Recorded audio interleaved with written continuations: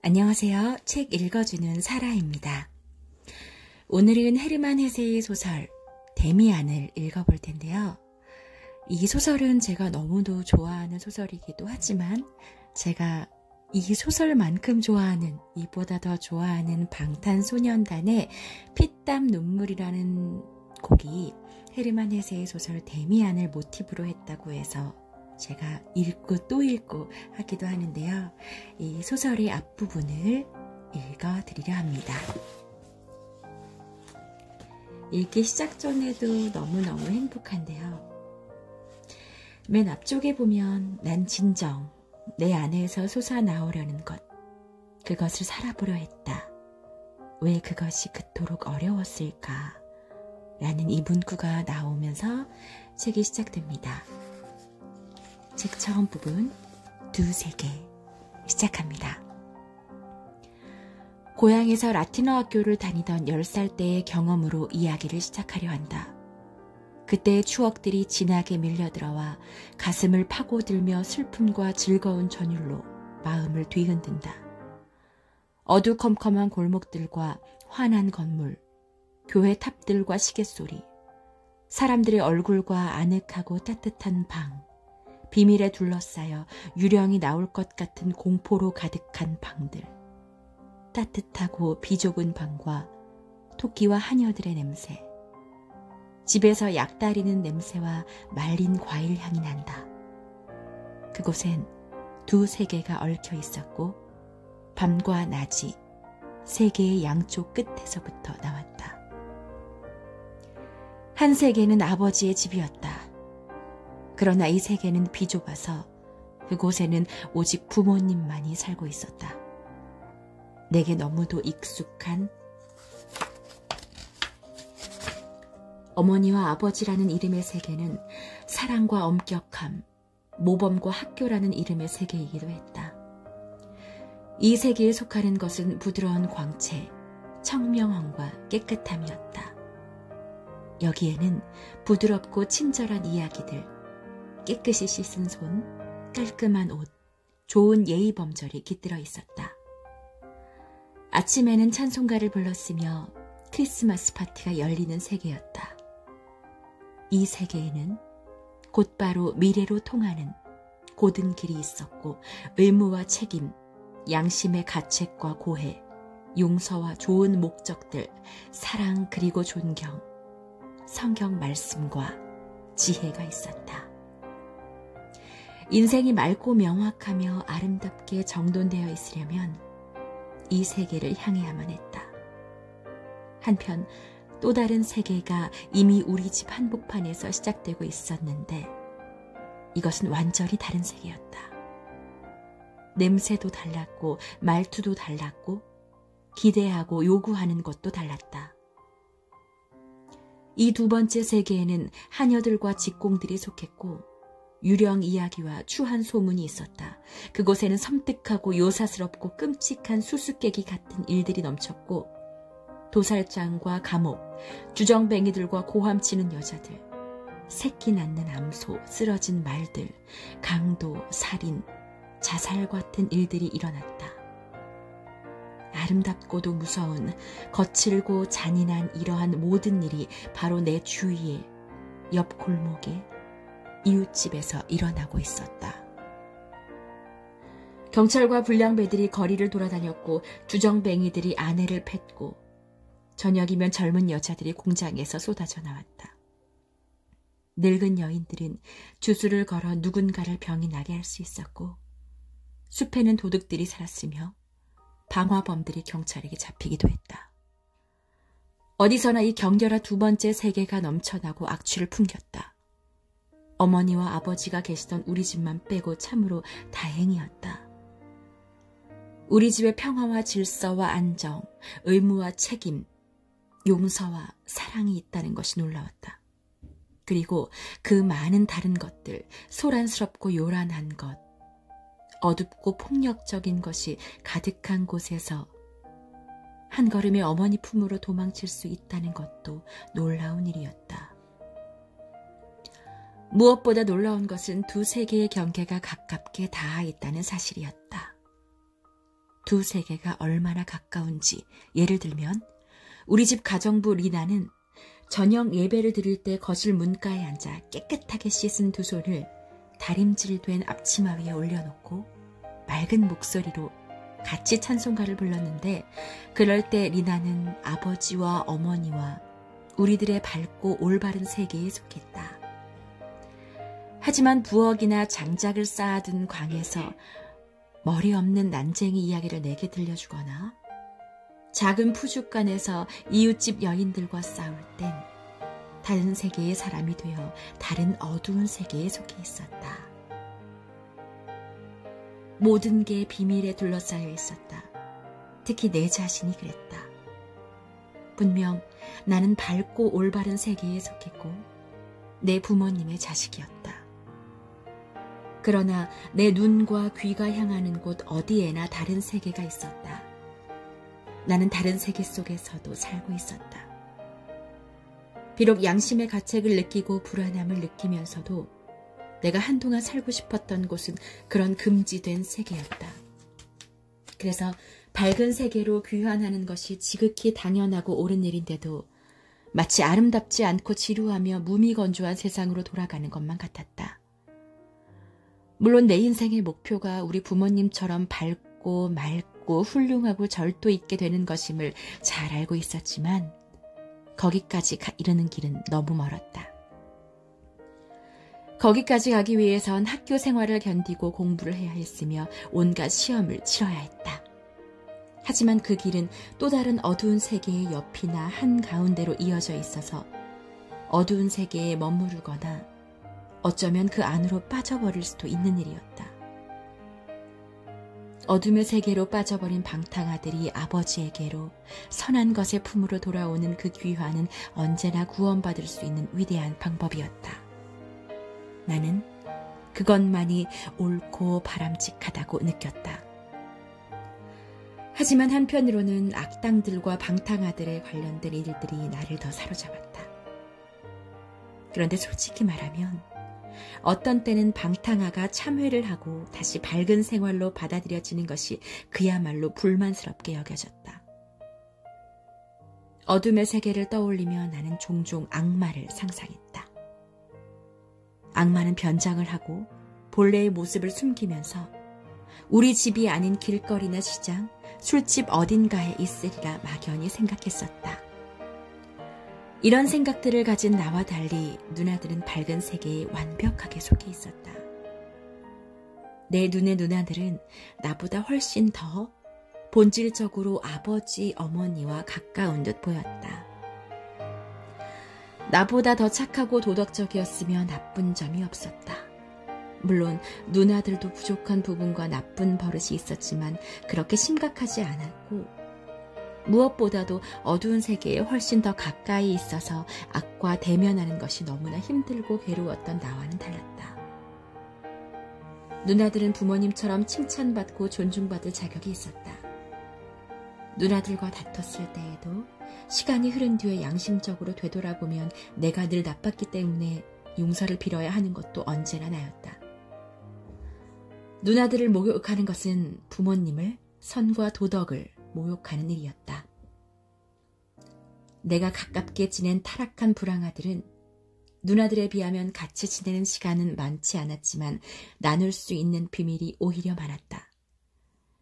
세상이 밝고 양심에 거리낌 없이 기분 좋은 날에는 누나들과 훌륭하고 품위 있게 같이 놀면서 그 빛 속에 착하고 귀한 내 자신의 겉모습을 볼 때면 뿌듯했다. 천사라면 분명히 그랬을 것이다.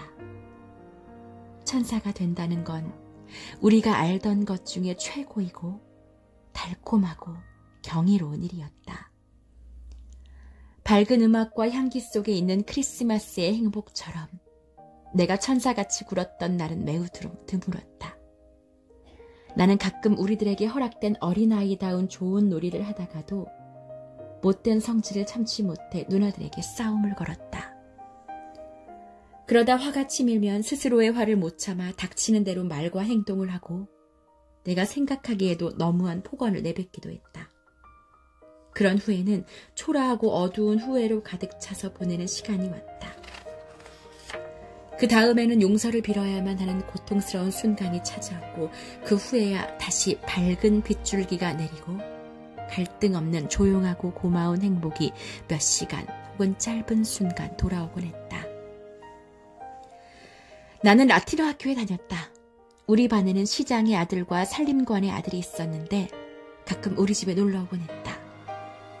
둘 다 난폭한 사내 아이긴 했지만 선하고 안정된 세계에 속했다. 그럼에도 나는 같은 반 친구들이 늘 경멸하던 공립학교에 다니는 이웃 아이들과도 가까운 관계를 맺고 있었다. 그들 중 한 명에 관한 이야기를 지금 시작하려 한다. 어느 날 수업이 없던 오후 10번째 생일이 막 지났을 무렵이었다. 나는 집 근처를 두 친구와 배회하고 있었다. 그때 덩치 큰 아이가 다가왔다. 13살쯤 되어 보이는 힘세고 난폭한 공립학교 남학생인 프란츠 크로머였다. 그 애의 아버지는 재단사 일을 하는 술주정뱅이였으며 가족 모두 평판이 좋지 않았다. 나는 프란츠 크로머를 잘 알고 있었고 그 애가 무서웠다. 그 애가 우리들 사이로 불쑥 껴들자 꺼림칙한 기분이 들었다. 그 애는 벌써 어른스러운 티가 났고 젊은 직공들의 걸음걸이와 말투를 흉내내고 있었다. 우리는 그 애가 시키는 대로 다리 옆에서 강가로 내려갔고 바로 앞 다리 기둥 밑에 있는 사람들의 눈에 잘 띄지 않는 장소로 갔다. 아치형의 다리 기둥과 천천히 흐르는 강물 사이의 강가는 온통 쓰레기, 유리조각, 녹슨 철사줄과 그 밖의 다른 잡동사니들로 지저분했다. 물론 그 중에서는 가끔씩 쓸만한 물건들을 발견할 수도 있었다. 우리들은 프란츠 크로머가 시키는 대로 그 주변을 샅샅이 뒤져 찾아낸 것을 보여야 했다. 그러면 그 애는 그 중에서 물건을 골라 자기 호주머니에 집어넣거나 강물에 던져버렸다. 크로머는 우리들에게 납, 구리, 주석으로 된 물건이 없는지 잘 살피도록 했고 그런 것은 모두 자기 호주머니에 집어넣었다. 뿔로 된 낡은 빗도 챙겨 넣었다. 그 애와 함께 있는 내내 마음은 몹시 조마조마했다. 아버지가 아셨다면 분명 그 애와의 만남을 말리실 거라는 생각이 들기도 했고 프란츠 크로머가 무섭게 느껴졌기 때문이다. 한편 그 애가 나를 한패로 생각해 다른 아이들과 똑같이 대해주는 것은 기뻤다. 그 애는 명령했고 우리는 복종했다. 그것은 마치 오래전부터 해오던 것처럼 느껴졌다. 내가 그 애와 함께 어울리는 일이 처음인데도 말이다. 마침내 우리는 땅바닥에 앉아 쉬었다. 크로머는 어른처럼 강물에다 이새로 침을 뱉었는데 원하는 곳이라면 어디든 맞췄다. 크로머가 이야기를 시작하자 친구들은 우리 또래의 학생이 저지를 수 있는 온갖 허풍과 나쁜 짓들을 자랑삼아 떠들어댔다. 나는 말없이 있었지만 내 침묵이 크로머의 신경을 거슬리게 하지는 않을까 두려워했다. 함께 있던 두 친구는 처음부터 내게 떨어져 크로머에게 붙었고 나는 그들 사이에서 무리에 섞이지 못하는 이방인이었다. 내가 입고 있는 옷이나 나의 태도가 그 아이들 눈에 거슬리게 느껴질 수도 있었다. 라틴어 학교 학생의 좋은 집안의 아들인 나를 프란츠 크로머가 좋아할 리 없었다. 두 친구들도 여차하면 내가 골탕을 먹어도 못 본 채 할 거라는 걸 잘 알고 있었다. 그것이 두려운 나머지 나는 황당무계한 이야기를 꾸며대기 시작했다. 대담한 도둑 이야기를 꾸며냈는데 그 영웅적인 도둑이 바로 나 자신이었다. 변두리 물방앗간 옆 과수원에서 어느 날 밤 한 친구와 사과를 한 자루나 훔쳤는데 그것도 흔한 사과가 아니라 라이네테와 골드 파르메네 같은 최고급 사과였다고 거짓말을 했다. 나는 순간의 어색함을 모면하기 위해 거짓 이야기 속으로 들어간 것이다. 나는 거짓말을 곧잘 그럴듯하게 들리게 했다. 말이 금방 그치면 더 난처한 일이 생기지 않을까 하는 조바심에 온갖 기교를 부렸다. 한 명이 나무 위로 올라가 사과를 던지는 동안 다른 한 사람은 밑에서 망을 보아야 했는데 한 번에 들지 못할 정도로 자루가 너무 무거워서 반만 가져왔기 때문에 30분쯤 뒤에 다시 가서 나머지를 가져와야 했다고 이야기했다. 이야기를 다 끝냈을 때 나는 박수를 기대했다. 그만큼 내가 꾸며낸 이야기에 스스로 도취했던 것이다. 두 친구는 상관없다는 듯 무표정했지만 크로마는 반쯤 뜬 실눈으로 날카롭게 나를 쏘아보더니 위협하는 듯 물었다. 그 이야기 정말이야? 정말이야. 내가 말했다. 정말로 그런 짓을 했단 말이지? 그럼 진짜로 있었던 일이야. 나는 단호하게 대답했지만 속으로는 불안해서 숨이 막힐 지경이었다. 맹세할 수 있어? 나는 깜짝 놀랐지만 그렇다고 말할 수밖에 없었다. 그럼 맹세해. 하나님의 이름으로. 결국 나는 외쳤다. 그렇단 말이지? 그러더니 크로마는 몸을 돌렸다. 이걸로 일이 끝났다고 생각했던 나는 크로마가 조금 뒤돌아가자고 말하자 기뻤다. 다리 위에 이르렀을 때 나는 머뭇거리며 이제 집에 가야 한다고 말했다. 집에 가는 걸 그렇게 서두를 필요는 없어. 크로머가 말했다. 우리 가는 길이 같잖아. 그 애가 천천히 걸었는데도 나는 도망칠 수가 없었다. 그런데 그 애는 우리 집 쪽으로 향하고 있었다. 우리 집의 대문과 묵직한 구리 손잡이, 햇빛이 반사된 창문, 어머니 방의 커튼이 보이자 나는 저절로 깊은 안도에 숨을 내쉬었다. 집으로 돌아왔구나. 밝고 평화로운 세계로 돌아갈 수 있다는 것은 얼마나 좋은 일인가. 재빨리 문을 열고 살짝 들어가 문을 닫으려는 참이었는데 프란치 크로머가 뒤따라 문을 밀치고 들어왔다. 문 밖의 마당에는 햇빛이 들어왔다. 빛이 들어오지 않는 서늘하고 침침한 타일 복도에서 크로머는 나의 팔을 붙잡고 낮은 목소리로 말했다. 너 그렇게 서두르지 마. 나는 깜짝 놀라 그의 얼굴을 바라보았다. 내 팔을 잡은 그의 손은 무쇠처럼 단단했다. 도대체 무슨 생각을 하는 거지? 나를 괴롭히겠다는 건가? 지금 내가 소리를 지르면 어떨까 생각해 보았다. 요란하게 큰 소리를 내면 누군가 제때 달려나와 나를 구해줄 수 있을까? 그러나 나는 체념했다. 뭘 어쩌겠다는 거야? 내가 물었다. 별거 아니야. 잠깐 너한테 뭘 물어보려는 것뿐이야. 다른 사람들은 들을 필요 없는 걸 말이야. 그래? 도대체 나한테 무슨 이야기를 더 하라는 거야? 난 올라가 봐야 해. 알잖아. 너도 알고 있겠지? 물방앗간 옆 과수원이 누구네 것인지. 크로머가 나지기 말했다. 아니, 난 몰라. 물방앗간 집 주인 거겠지. 크로머가 한쪽 팔을 내 어깨에 두르더니 내 몸을 자신에게로 바짝 끌어당겼다. 그 때문에 바로 코앞까지 그 애의 얼굴이 다가와 있었다. 심술궂은 두 눈과 음흉한 웃음을 띠고 있는 얼굴에는 잔인한 기운이 넘쳤다. 그래, 그럼 그 과수원이 누구네 것인지 내가 말해주지. 난 그 집이 사과를 도둑맞고 있다는 걸 오래전부터 알았어. 게다가 주인이 훔쳐간 사람을 말해주는 사람한테는 이 마르크를 주겠다고 했던 것도 알고 있지. 그렇지만 설마 네가 주인에게 말하겠다는 건 아니겠지? 나는 그 애의 양심에 호소하는 건 아무 소용없다는 걸 확실히 느꼈다. 그 애는 다른 세계에 살고 있었고 그 애에겐 배신 따위는 죄책감을 느낄 만한 일이 아니었다. 이런 일에 다른 세계의 사람들은 우리들과 본질적으로 다르다는 것을 뼈저리게 느꼈다. 오늘은 여기까지. 헤르만 헤세의 소설 데미안입니다. 저작권 때문에 이 정도까지밖에 낭독을 할 순 없지만 언젠가 한 번쯤은 여러분들이 읽어보셨을 때 절대로 후회가 없는 소설입니다.